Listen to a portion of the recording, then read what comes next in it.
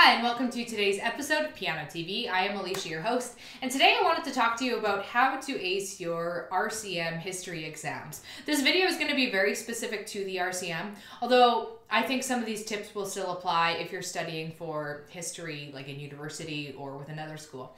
So, I want to start this off by saying I am not a piano whiz. I've always had to work pretty hard at the piano to be reasonably good. So you know how there's people who are just born with, they seem to be born with something anyway.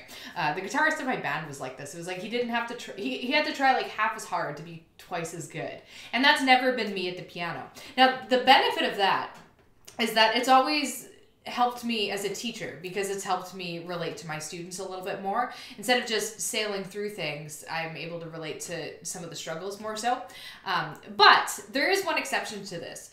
The exception is with history exams, which I have excelled at. So I thought that I would be in a good position to share my advice and stuff on history exams. So let's get started. So I'll show you the marks that I received. So for the first history exam, I received a 93, which I thought was like, that was a pretty great mark. Obviously, I was pretty good at the music theory one too. I got a 95 on that earlier. You're learning all of the intimate details of my piano practice history. But anyway, yeah, so 93 was good, but I knew I could do better. So when I did my history 2 exam, I got a 97, and I'm very proud of that because they even wrote something on the sheet. I don't remember what it was, but it was something like "good job," and I'd never seen them write anything like that on an exam of mine before. So I was very pleased. The most important thing you need to do is just look at the RCM theory syllabus, and you can find it for free and download it online. It's not going to tell you like all of the details that you need to learn, but it gives you the main points. You basically want to consider the syllabus the structure of your overall learning. It's like the skeleton. You'll need to understand everything listed here on the syllabus in quite a little bit of detail. So for example, not only do I need to understand the composition Sefud and Mai, but I need to know like the intimate details of it. The musical structure, what key it's in, well, it wouldn't be relevant in Renaissance music or Middle Ages music, but it would be relevant in like Baroque music and onward. Basically, I need to know the musical features of it without referencing sheet music, and that's the kicker. You're not going to have sheet music that is in front of you where you can talk about the composition. You need to kind of have that sheet music in your head. You need to know specific composers as well, like, and not just like a general thing, but like very specific details. So for example, if I'm studying Bach, I not only need to be able to provide information about Bach, but I should be able to write like a 3 to 5 paragraph essay on Bach without references. And this includes knowing the dates of key moments in his life, not just birth and death. Key compositions, major things that happened to him, both in a general sense and in a music sense. These, hopefully you're getting a sense of how rigorous these history exams are. So in order to do well with these, you need not only excellent memorization skills, but you also need excellent organizational skills. And I can help you throughout this video with the organizational aspect of things, but I'm not going to be able to help you so much with the memorization aspect. I'll have a few tips, but you're kind of on your own there. That's beyond the scope of this video. So once you have the skeleton of your studies mapped out from the syllabus, it's time to get your hands on a workbook. Now the workbook I use is called Music History 2, Middle Ages to Classical. Explorations. It's the Exploration series. This might be an older series, and I know it's not the only option, but it is specific to the Royal Conservatory. It has like their stamp of approval, and the reason I would pick a workbook like that is because if you're studying for an RCM exam, why not get the RCM workbook? Because then you're gonna be sure that the information you're studying is specifically tailored to the exam that you're taking. So the thing I like about this is the fact that it is a workbook. So you're writing things down in it as you study through it. And I'm very meticulous. So when I go through the workbook for the first time, it'll usually take me a few months. Like I don't just fly through it and then try to memorize it later. I really try to dig into it as I'm going. And I don't memorize things like dates and like the more minute details on my first pass through the workbook. Those kind of details will come later. On the first pass, I'm mainly just focused on getting like a general understanding of the main composers and what they accomplished, and just getting an overall sense, learning some terminology and applying it in analysis and stuff like that. So yeah, I spend quite a bit of time with the workbook before doing more detail-oriented stuff. So once I finish that, that's when I start the binder, which is just down here. My binder is kind of falling apart right now, apparently. What I like to do on the front page of the binder is have the syllabus printout right at the very front, just so it's there as a reference. And then I'll usually divide things into sections, so like Renaissance, Baroque, etc. So yeah, let's take a look at my binder. I'll make a master list of composer dates and a separate list for key composition dates. These are all the dates that I need to have memorized for the exam, so it's useful to have them all on one sheet of paper. It's basically something I can refer to for months, and even like the last days before the exam, I'll refer to this. Each composer has their own page. They have like a jot note fact sheet. And I try to condense all of the information about that composer onto one page. And I try not to make it overwhelming, because by this point, I've already researched the composer in depth. So I don't need in-depth notes. I already know those details. This is just more about having like the key information points, like important dates and stuff, and just having it there as like a general reference. So as with the other sheet I was just talking about, everything on this page has to be memorized for the exam. And this is just an easy way for my brain to do that. And then every key composition also has its own page. So I have composer pages and composition pages. So I take everything I've learned about that composition, consider everything that has to be memorized, and then I put it on a single sheet. And as with the composer sheets, I memorize all the content on this page, and this is just like the bare bones. I've already studied this composition quite a bit before putting it on here. In addition to memorizing composers and their key works, you also need to memorize information about genres. So for example, you need to know how a sonata works and how a concerto works. So, and again with the sonata, for example, you need to know it's like the history of the sonata, the background, but you also need to know the key characteristics of the genre. So even after the binder, you're not done yet. And I'm sad that I couldn't find these for you, but they've just disappeared in various house declutters. They're probably sitting in my basement somewhere with like a bunch of random teaching things. Flashcards. I love flashcards, and flashcards are perfect for when you're memorizing terminology.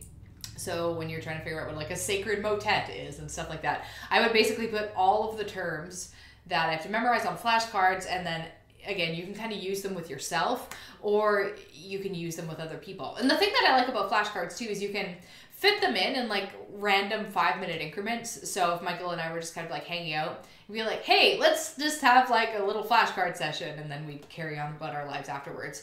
So being able to intersperse that in just daily life helps. It really helps me anyway, because if you spend 3 hours just studying and focusing, you remember things, like you might find that the next day a lot of details have kind of fallen out, but I find that if you study in really short pockets, especially when you're doing a lot of heavy memorizing, it just sticks better. Probably because you're getting out of the zone, and then you have to reapproach the things you've memorized in a totally different context. So you're not at your desk, you're not at a coffee shop or whatever, you're just like, I don't know, in your living room or at the grocery store or something.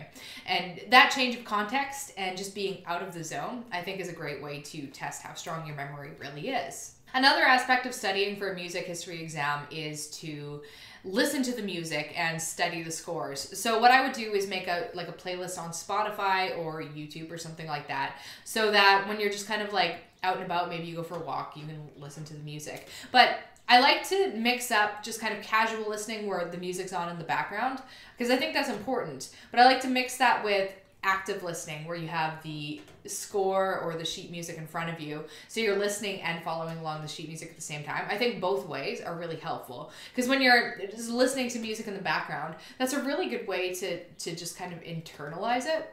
But when you're actively studying it, that's when you become familiar with like random key changes and like all the little minute details that you need to memorize for these exams. They like you to get really granular with the music that you're studying. So one resource for free sheet music would be imslp.org, and a lot of open source like music that doesn't have copyright anymore can be found there. Okay, so at this point you've gone through the workbook, you've memorized and learned everything on the syllabus, you've done your flashcards. So now let's do it, exam time! But like, not yet. Hold your horses. There's one other incredibly key element that I think you need to do. And this was critical to my success, and I'm just going to show you these. I have falling pages. I have exam workbooks. So these are like actual past exams from the RCM. Each of these books, I believe, has 4 exams in them. And so I have 3 books. That would be 12 exams. That is a lot of exams because these take 3 hours each to do. So 3 times 4 is 12 times, that'd be 36 hours basically. This is 36 hours of work. That's a lot. So usually in like the last month or 2 leading up to the exam, what I'll do is I'll just like, when I have everything memorized, I'll go through one practice test every couple days or so. I had these like long coffee shop sessions where I would just like sit down and like, okay, I'm parking here. They're going to hate me because I'm going to be here for 3 hours. But then I would just focus and do it. And then afterwards, like maybe later in the day or the next day, I would kind of go through everything and see how I did, double check my answers. And I was lucky enough that I did have like a teacher friend who looked over my work too, just to kind of make sure I was not doing anything super crazy. One component of pretty much every practice exam is writing essays, and I practice those too because you want to be able to, you never know. The reason that I have so many of these practice exam books is because every exam, they ask you similar questions in a totally different way. So in one essay, they might want you to write out like the plot details of an opera you studied. But then in the next exam, they might want you to write out the musical details and ignore the plot details. And it just gives you exposure to a wider range of questions to give you a sense of what kind of things they're going to be asking you.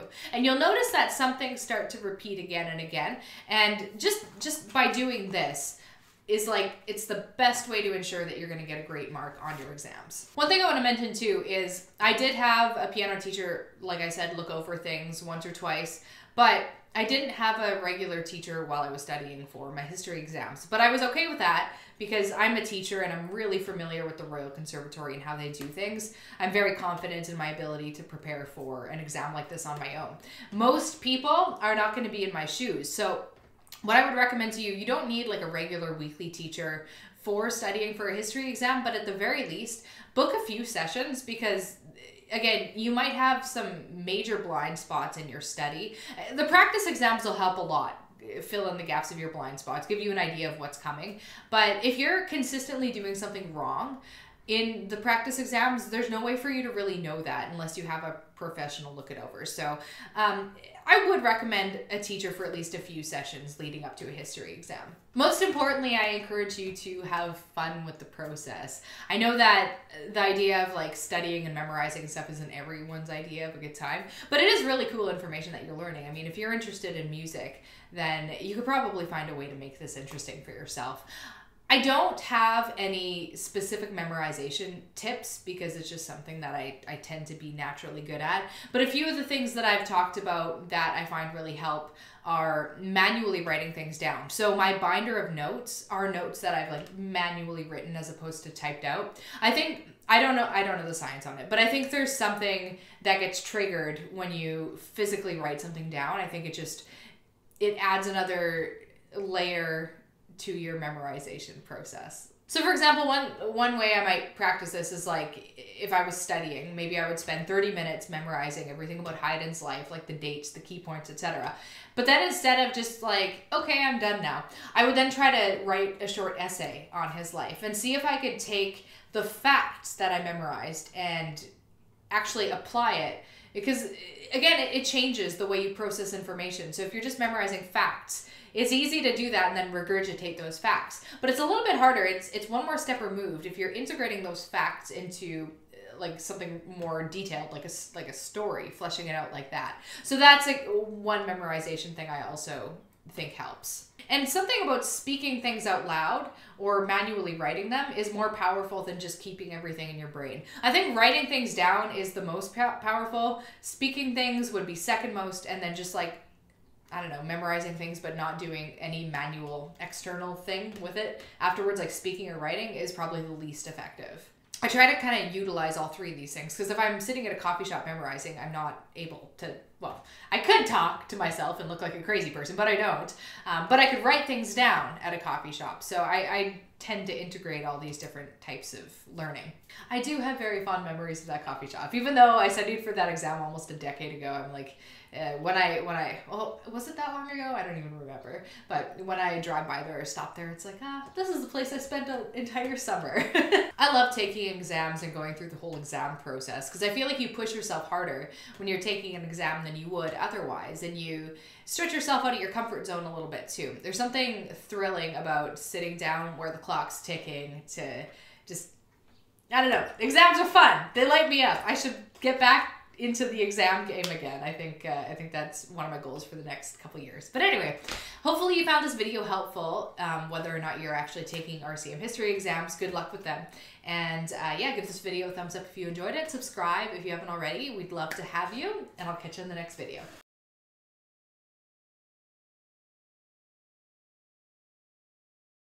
Sure, I was not doing anything super crazy.